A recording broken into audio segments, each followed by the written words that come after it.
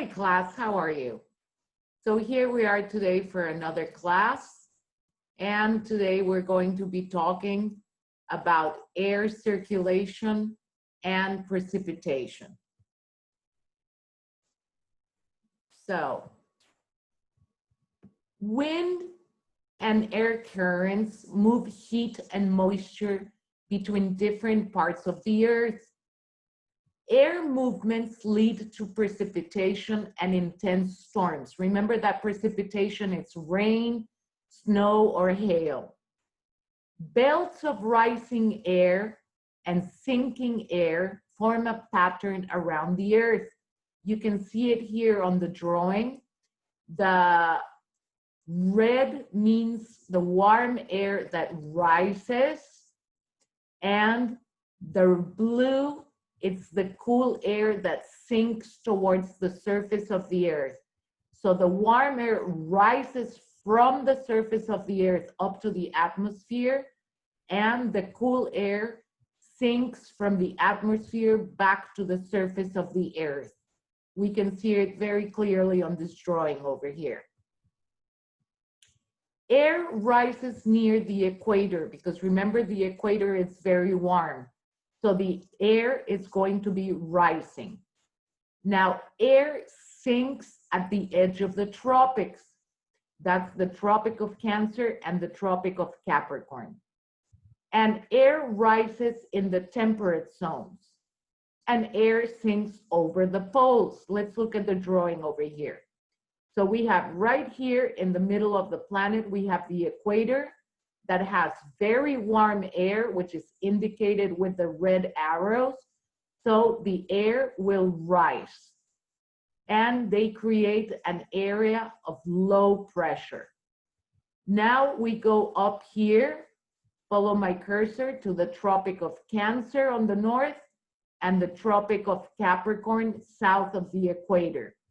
Here we have cool air that is sinking from the atmosphere towards the surface of the earth, and it creates areas of high pressure, both in the northern hemisphere and in the southern hemisphere.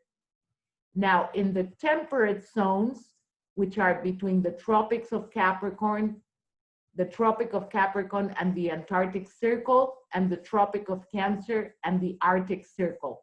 Remember, those are the temperate zones. So in the temperate zones, we have warm air that rises in the northern hemisphere, and look, in the southern hemisphere is the same thing. We have warm air that rises. And on the poles, in the North Pole and the South Pole, we have cold air that sinks towards the surface of the earth, and they create areas of a high pressure. Same in the South Pole, we have an area of high pressure. So keep in mind that whenever we have warm air that rises, it's going to create areas of low pressure. When we have cold air that sinks towards the surface of the planet, we're going to have areas of high pressure. This is going to create different winds. For example, in the tropical zones, which are north and south of the equator, we have what are called the trade winds. The trade winds, and you can see the black arrows right here, the trade winds blow from the east to the west. So that's why they're called the trade winds, from the east to the west. Now, on the temperate zones, up here in the northern hemisphere and on the southern hemisphere, we have the westerly winds because they blow from the west to the east. From the west to the east. Those are the westerlies. And on the polar zones, we have the polar easterlies. They blow from the east to the west. You can see the arrows over here, and same on the South Pole. We have the polar easterlies blowing from the east to the west. Then we have what it's called the Intertropical Convergence Zone, or ITCZ, which is the area of rising air near the equator. So here we have the equator, and marked in blue, we have the equator, it's marked in green. And then just right above it, we have it marked in blue, the intertropical convergence zone, which is an area of warm air that rises towards the atmosphere because it's hot air. Remember that hot air always goes up and cold air goes down. The sun's heat warms the air, and because warm air is lighter than cool air, it tends to rise. That's what we were just talking about. That warm air, usually it's lighter, so it tends to go up, and cool air, it's a little heavier, so it goes down. Air that has cooled and has released its moisture is pushed away from the rising warm air. This air forms winds high above the earth, which is what we were just talking about. Cool air reaches a point where it sinks back to the ground. Because cool air has little moisture, there's going to be little rainfalls in areas where the air is cool and it sinks towards the surface of the planet.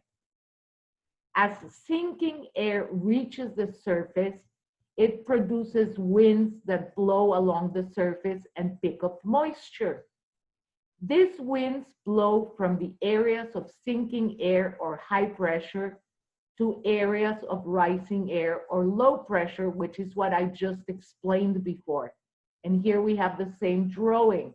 We have the areas of warm air that create zones of low pressure, the areas of cool air that sinks, that create areas of high pressure.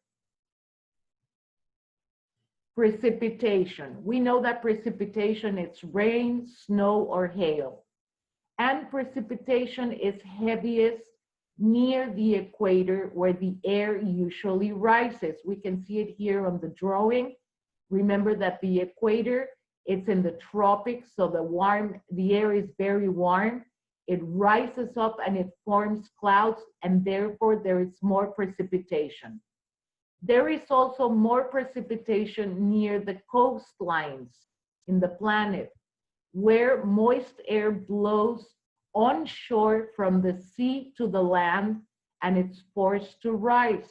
So warm air moves from the ocean to the coastline, and it condensates, and then it rises. Precipitation is lightest where cool air sinks near the poles and at the edges of the Tropic of Cancer and the Tropic of Capricorn. So in these areas, look at my cursor on this drawing that we have on the right-hand side. We have a purple line. So here we have cold air that sinks, and here we have the Tropic of Cancer, and down here in the southern hemisphere, we have the Tropic of Capricorn. So the air, it's cool and it sinks. So these are areas where deserts are usually found. You can see here near the Tropic of Cancer, we have the Sahara Desert, and near the Tropic of Capricorn, we have the South African Desert. We also have here below the Tropic of Cancer, we have the Arabian Desert, because these are areas where the cool air is sinking and it makes the air be very dry. There is almost no precipitation. Raging storms. Most storms occur when two air masses of different temperatures or moisture come together. Some storms bring small amounts of rain or snow, and others bring heavy wind and rain, causing great destruction. So the way that storms occur, it's when a mass of warm air collides with a mass of cold air, and it creates rain. Now, here we have on the bottom picture, we have a band of really warm air colliding with the cold air, creating a lot of rain or a very heavy wind, and it can cause a hurricane. A hurricane or a tropical cyclone, it's an intense rainstorm with strong winds that forms over oceans in the tropics. So look at the tropical cyclone structure. We have up here the blue arrow, we have cold air that it's colliding with the warm air. We have the warm air that it's rising, okay?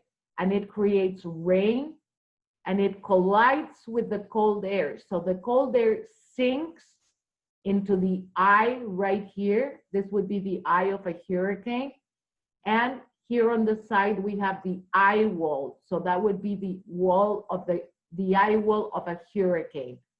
And then the cyclone starts having a rotation, which is clockwise. So we have warm air rising up, colliding with the cold air, and this is what is going to create a tropical cyclone. A hurricane is a cyclone that forms over the Atlantic Ocean. These storms can cause much damage, like we know, because we are on an area that is subject to be hit by hurricanes. In the Pacific Ocean, they are called typhoons, but in the Atlantic Ocean, they are called hurricanes.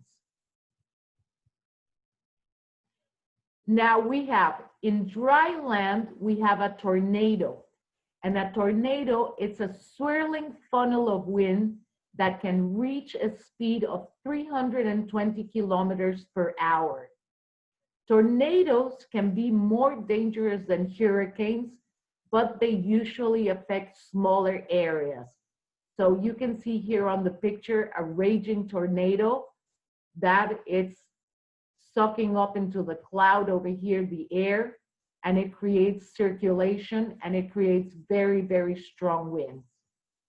So for this lesson, the key terms that I want you to take notes in your notebook about are the intertropical convergence zone, the tropical cyclone, hurricane, and tornado. Okay? So I will see you on your next class, and take notes of the key terms that I just pointed out. Bye-bye.